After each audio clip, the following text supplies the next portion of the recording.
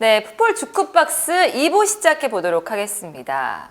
자, 이번 주제를 저는 좀 빨리 얘기할게요.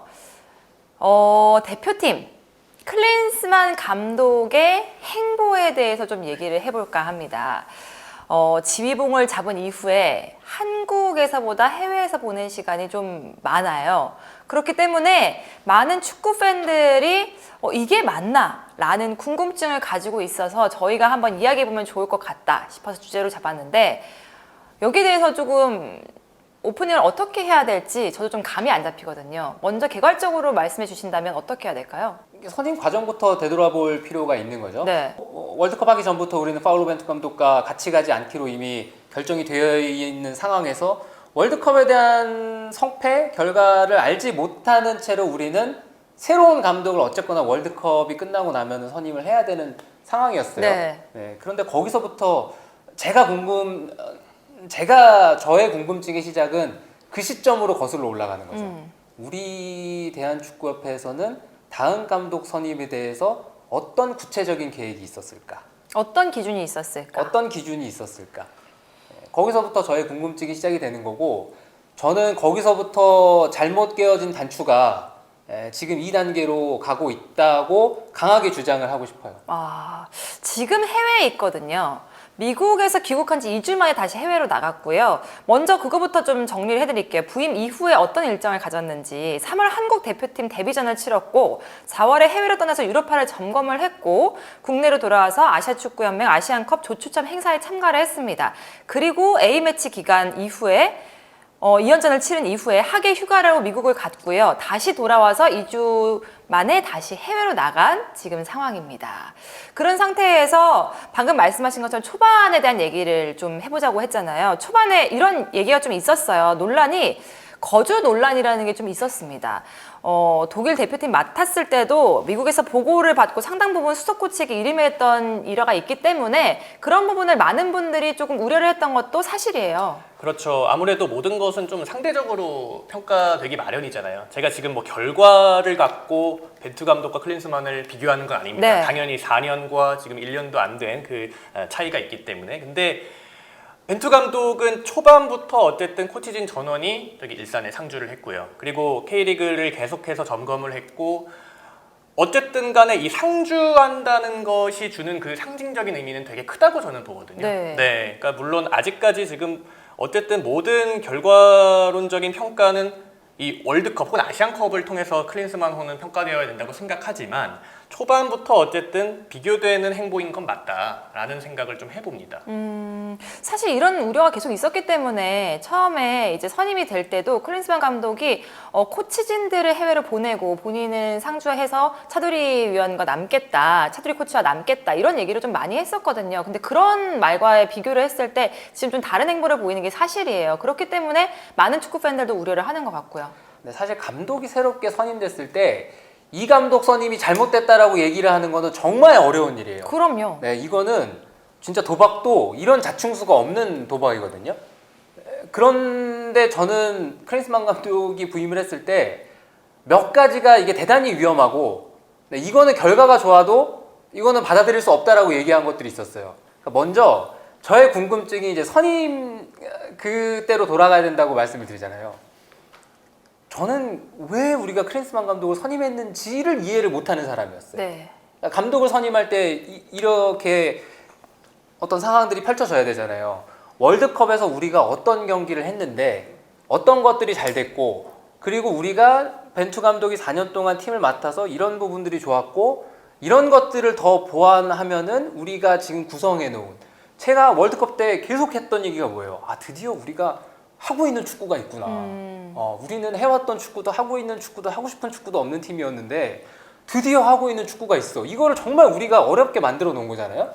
그러면 어떻게 해야 우리가 이것을 계속 계승해서 발전 보완해 나갈 수 있을지, 거기에 대한 냉정한 분석이 있었어야 되고, 네. 그러면 그 바통을 이어받아서 어떠한 능력치를 가지고 있는, 어떠한 축구를 했었던 감독을 선임을 해야 우리 대표팀이 계속해서 이런 모습을 보일 수 있을지를, 그거를 시작했어야 되잖아요. 근데 이게 선임의 기준이 잘못됐어요. 야, 이거 외국인 감독이 해야 될 것 같은데? 외국인 감독이 그런 축구를 한다는 보장도 없고 네. 그냥 외국인 감독이 해야 될 것 같은데? 야, 그러면 외국인 감독을 찾자. 저는 이런 어떤 프로세서에서 크린슨 감독이 선임됐다는 느낌을 강하게 받았거든요. 네, 그러다 보니 크린스만 감독이 와서 어떠한 포부도 취임 인터뷰에서 찾아볼 수가 없었죠. 돌아보면. 네, 네. 그냥 나는 뭐 3골 먹혀도 4골 넣는 축구가 좋아 라고 얘기를 했지, 내가 이 팀을 이끌고 팀을 어떤 식으로 발전시켜 나가겠다는 얘기를 저는 취임부터 시작해서 지금 우리가 4경기밖에 치르진 않았지만 네. 그 어떤 경기에서도 크린스만 감독의 포부를 보지를 못했어요. 향후 플랜에 대한 이야기를 구체적으로 듣지 못했다. 항상 플랜도 불분명하고 네. 그리고 두 번째가 그 코치진의 상조 문제 있잖아요. 코치진의 상조 문제도 우리에게는 대단히 큰 문제가 될 거다. 네. 왜냐하면은 이 코칭 스텝이라는 게 그 축구팀이 그래요. 일을 안 하고자 하잖아요. 그러면 정말 한도 끝도 없이 안 할 수 있어요. 네. 하루에 운동 3시간 정도 하잖아요. 네, 짧으면 한 2시간 하고 나머지는 자율에 맡기는 경우들이 대부분이죠. 네. 프로팀의 스케줄이 그래요. 대표팀은 어떻겠어요? 경기 한 달에 한 2번 하잖아요. 안 하고자 하면요, 정말 아무것도 안 할 수 있어요. 우리나라에 거주하지 않는 거는 어떤 부분에서 문제가 되냐면, 저는 우리를 이해하는 게 우리 선수들을 지도하는 데 있어서도 대단히 크다고 보거든요. 네. 네.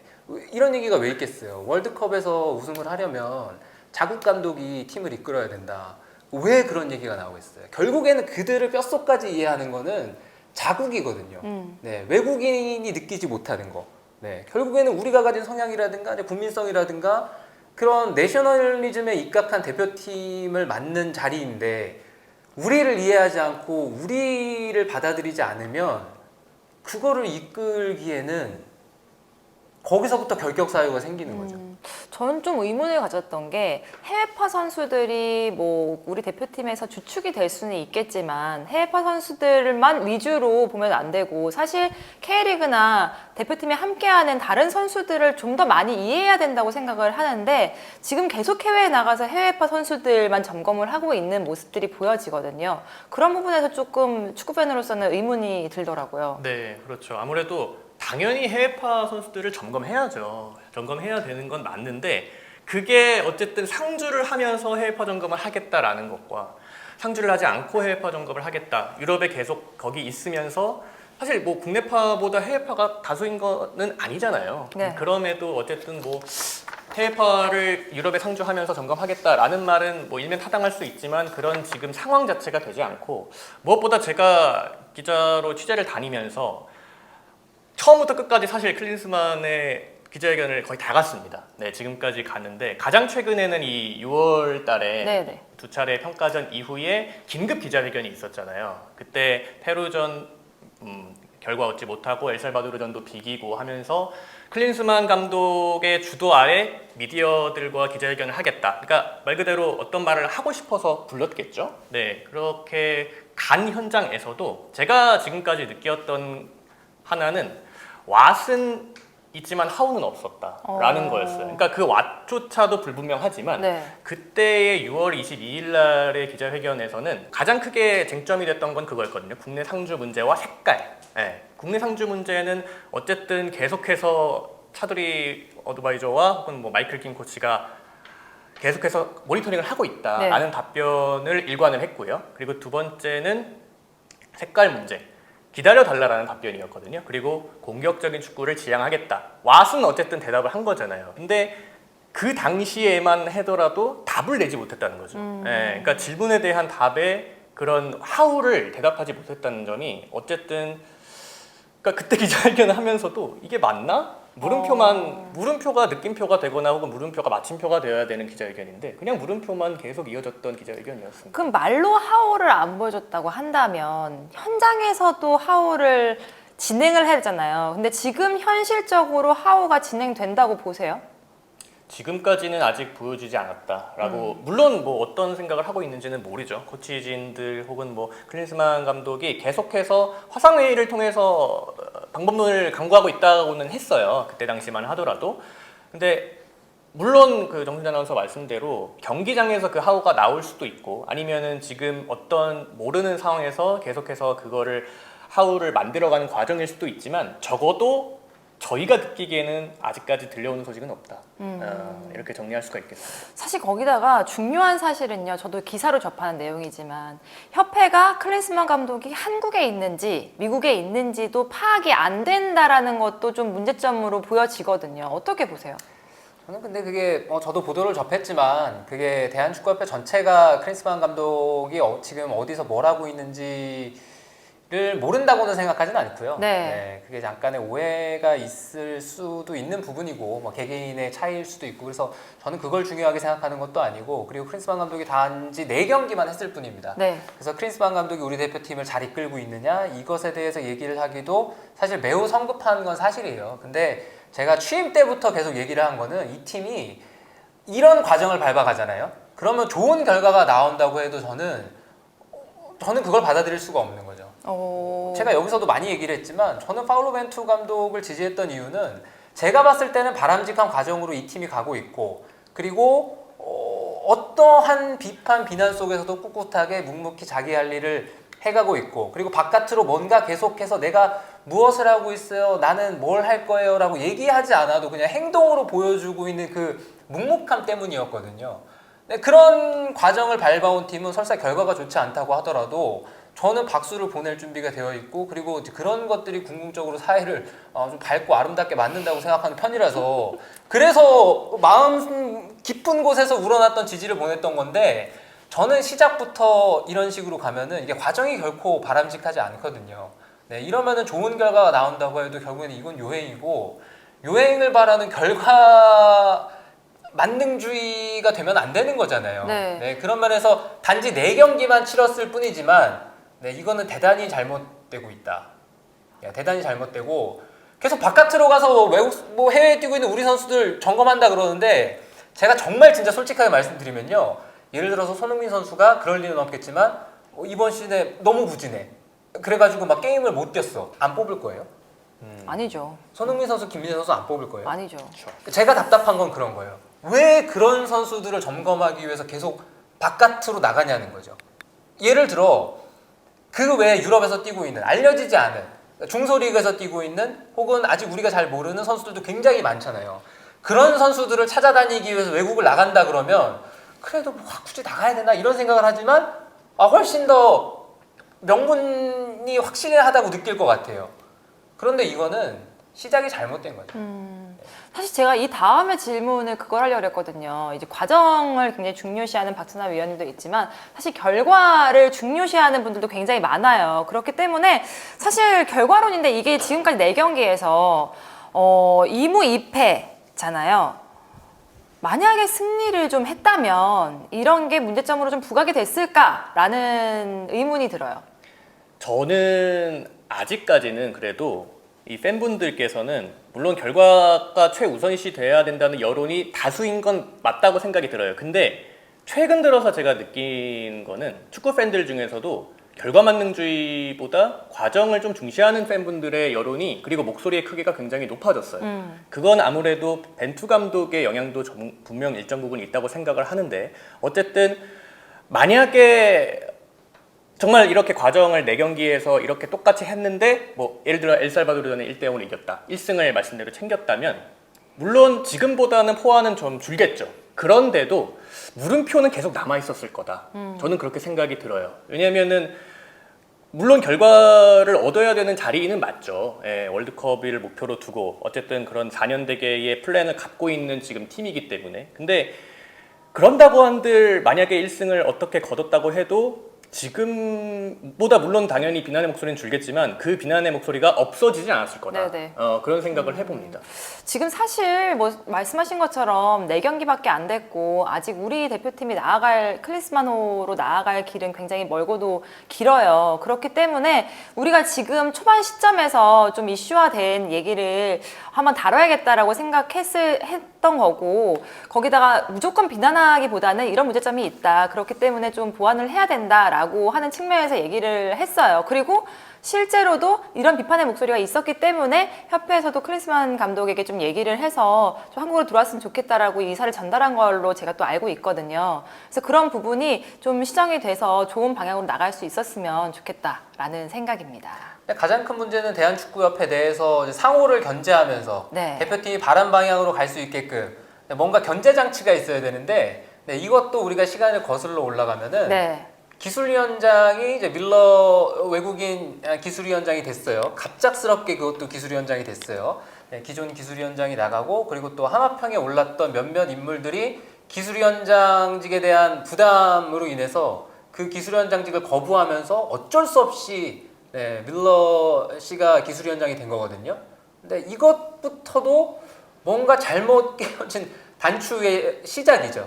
그 패싱이 아니라면 밀러 기술위원장의 그 동문서답 유체이탈 인터뷰는 그 어떤 말로도 해석이 안 되는 거예요. 근데 기술위원장이 그런 상황이에요. 근데 클린스만 감독이 선임이 됐어요. 기술위원장이 뭔가 견제를 할 수 있을까요?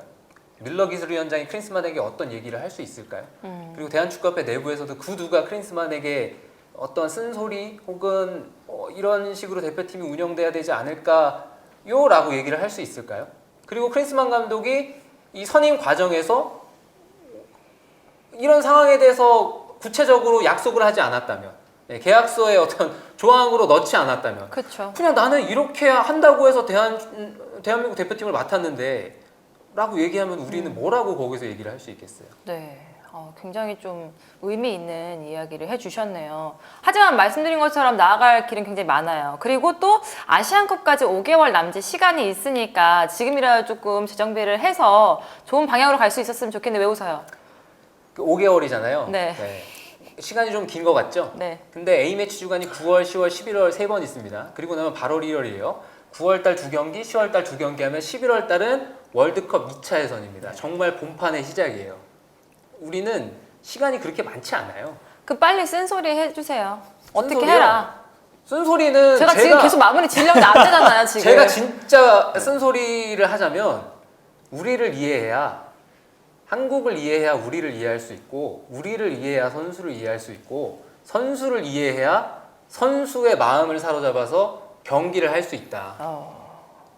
저는 여기에 더해서 이런 과정 속에서 만약에 승리나 연승이 이어진다면 그거는 더 큰 문제라고 생각을 하거든요. 그러니까 오히려 그렇죠. 이런 문제점을 인식할 수 없으니까. 오히려 거봐 이렇게 해도 결과 나오잖아라고 하는 그런 방패가 될 수가 있기 때문에 오히려 지금 1승을 오히려 거두지 못한 것이 큰 경고 지표다. 네, 약이 될 수 있다. 이렇게 생각을 합니다. 네. 결과적으로는 정신 차려라 이 얘기네요. 정신 차리고 클린스만 감독도 달라진 모습을 보여줬으면 좋겠지만 클린스만 감독이 선임된 과정 자체가 문제이기 때문에 이 문제를 결국에는 바로 잡을 수 있는 곳은 문제를 만든 사람만이 문제를 만든 쪽만이 이 문제를 궁극적으로 해결할 수 있다고 저는 봐서 네. 거기가 바뀌어야 대한축구협회가 뭔가 변화가 돼야 대표팀도 제대로 돌아갈 수 있다고 저는 봅니다. 알겠습니다. 하천하면 이래서 조회수가 안 나오는 거예요, 우리. 너무 적나라하게 얘기해서. 어떻게 끝내죠? 근데 사실 이거는 적나라하게 얘기해서 조회수가 좀 많이 나올 것 같죠, 오히려. 많은 분들의 공감을 하지 아마 않을까. 느끼실 거예요. 네, 그리고 네. 굉장히 많이 지금 문제를 인식하고 계시지 않을까 생각하면서 우리 대표팀 좀 말씀하신 것처럼 대표팀을 이끌고 있는 곳에서 좀 그러니까요. 우리가 진짜 각성을 해서 좋은 모습을 보였으면 좋겠다라고 저희가 가슴 깊이 외치면서 끝내도록 하겠습니다. 안녕히 계세요.